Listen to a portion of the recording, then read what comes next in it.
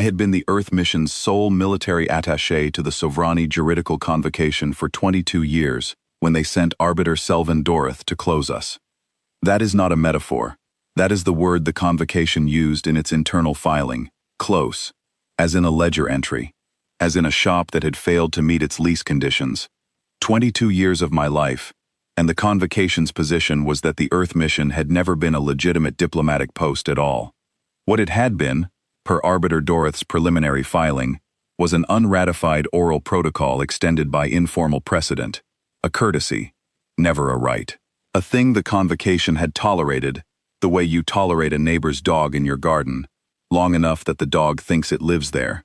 Dalt was very good at his work. I want to say that plainly, because what happened to him was not a consequence of incompetence. He arrived at the session chamber ahead of schedule, which I had expected.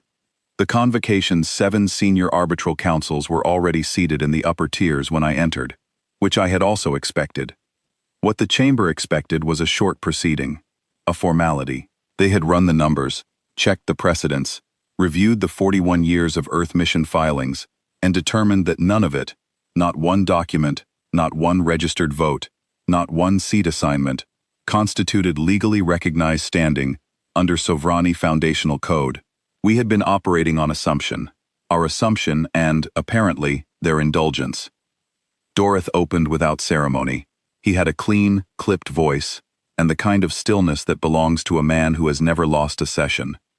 He presented the decertification instrument in 4 parts. The first part established that Earth had not, in point of fact, ever formally ratified the convocation's Charter of Inclusion. The second part noted that all votes cast by the Earth mission in the preceding 41 years were accordingly non-binding and could be struck. The third part declared the mission's physical seat vacated in perpetuity. The fourth part, and this was the part I could see gave Dalt the most professional satisfaction, certified that all Earth mission filings, registered observations, and treaty signatures on file within the convocation's archive would be reclassified as non-authoritative reference material, present in the record, but legally weightless. He said all of this in 17 minutes. Then he placed the decertification instrument in the center of the long table between us and folded his hands. The chamber waited. I had sat in that chair for 22 years. I had sat in it for votes that went badly, for censure proceedings, for the 2 sessions where the convocation had debated whether to classify humanity as a pre-civilized species and grant us a caretaker designation instead of a seat. I had sat in that chair through a flu that nearly put me in the infirmary. I sat in it through my daughter's wedding, because the convocation had called an emergency session the same morning, and I was the only human in the system. I was tired of the chair. I was tired of the chamber. I was tired of the particular quality of silence that Sovrani arbiters used as a weapon, the silence that said, "We are waiting for you to understand your position." I reached into the document case on the floor beside me and removed the only item I had brought to the session. It was not a rebuttal. It was not a counterfiling. It was not a letter of protest or a demand for review or a petition to the Senior Arbitral Council. It was a single sheet of material, sealed in a preservation jacket, old enough that the edges had gone the color of old bone. I set it on the table in front of Arbiter Dalt. I did not speak. I did not explain it. I did not indicate what it was, or where it had come from, or how long I had been carrying it. Dalt looked at the jacket. Then he looked at me. Then, because he was a professional, and professionals do not leave unidentified documents on the table in active session, he opened it. I watched him read. It did not take long.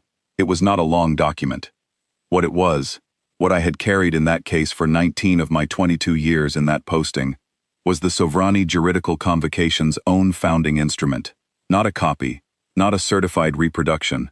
The instrument itself, in the hand of its original drafting committee, with the original seals of the 7 arbitral lineages that had convened the convocation's founding session, 89 years old, signed at a table in a different chamber, before the current chamber existed, before the current arbitral code existed, before Arbiter Dalt's lineage had held a seat. On page 3, in the 3rd article, in the 2nd sub-provision of the 3rd clause, the provision that governed the convocation's obligations to pre-existing diplomatic relationships, there was a sentence, not ambiguous, not requiring interpretation. A sentence in the kind of plain foundational language that drafting committees use when they do not want what they are writing to ever be mistaken for anything other than what it says.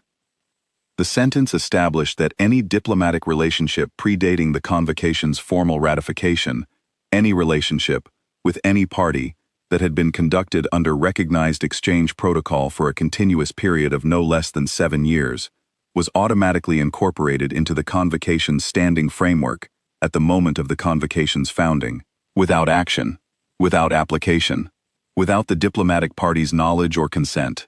The convocation, in writing its own charter, had absorbed every pre-existing relationship into its legal architecture and declared them ratified by default. Earth's first diplomatic contact with the bodies that would eventually form the Sovrani Juridical Convocation had occurred 111 years ago. Dorith read the provision twice. I know because I watched his eyes move back to the top of the paragraph and begin again. Then he sat very still for a moment, with the founding instrument open in his hands, and said nothing. Then he said, "This would mean the Earth mission's standing predates the convocation itself." He said it quietly. Not to me. To the instrument, the way a man speaks when he needs to hear a thing in his own voice before he can believe it is real. The upper tiers had gone completely quiet. I stood up. I collected my document case. I picked up the preservation jacket, not the instrument. The instrument belonged to the convocation's own archive now. Entered into the session record the moment Dorith opened it in active proceedings, and I pushed my chair back with the same deliberate care I had used every day for 22 years, because the chair was old and the floor was stone, and I had learned long ago not to scrape it. I walked to the chamber door. I did not look back. The last thing I heard, before the door closed behind me, was the voice of the senior arbiter of the First Council, the oldest member of the convocation's upper tier, a man who had been in that chamber for 40 years, and who had, to my knowledge, never once raised his voice in session. He said, "Someone find out when this was filed into the archive." A pause. Then, "And find out why nobody looked at it." I walked down the corridor. The corridor was the same as it had always been. Long, gray, lit from above by the cold diffuse light that the Sovrani use in every public space. Functional and without comfort. I had walked it every day for 22 years. I had walked it after good sessions, and after terrible ones. I had walked it the morning after the convocation voted to reclassify our observer status, and I had spent the night in the mission annex running numbers, trying to find a way to fight it. I had walked it the day I turned 51, alone, because there was no one else from home in the building. I walked it one last time, and did not look back. The founding instrument sat in the session record. The decertification filing sat beside it. The convocation's archive system, by its own intake protocol, had accepted both documents into permanent record the moment the session log closed. And by the convocation's own foundational code, nothing entered into permanent record during an active session could be expunged without a unanimous vote of all 7 senior arbitral councils. They never got the unanimous vote. They got 6. The 7th council's senior arbiter abstained.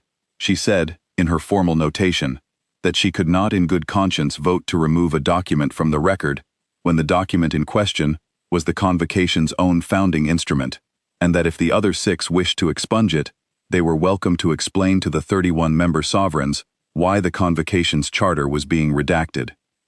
The decertification proceedings were suspended, then vacated.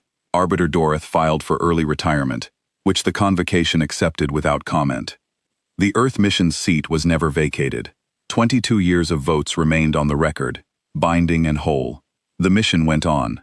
I did not. I was recalled 3 months later, went home, and slept for a week. What I thought about, in the days after, was the document case. 19 years I had carried that instrument. Through votes, through censure proceedings, through the morning my daughter was married while I sat in that chair. The whole time it had been at my feet, one sheet of old material in a preservation jacket, waiting for the day someone very good at his work would sit across from me and try to close us down. I had not known, when I first found it, what it would eventually be needed for. I had only known that it was there. That was enough.